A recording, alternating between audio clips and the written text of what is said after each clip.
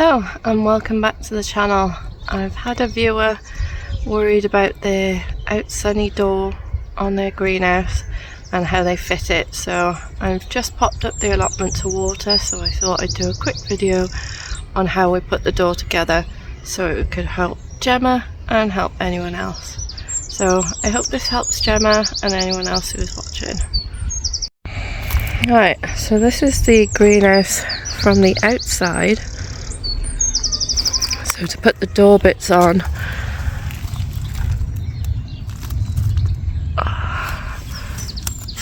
you need to make sure this bit is on the outside. I'll show you the inside now.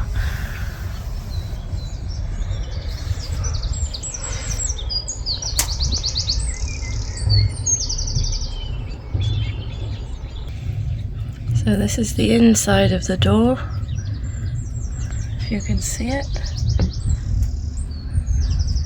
The wheels do slot in really easy once you've got it on the right way round. So I think we had this the other way around.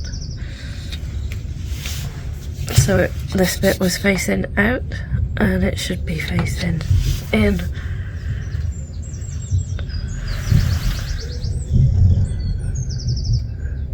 But there you go.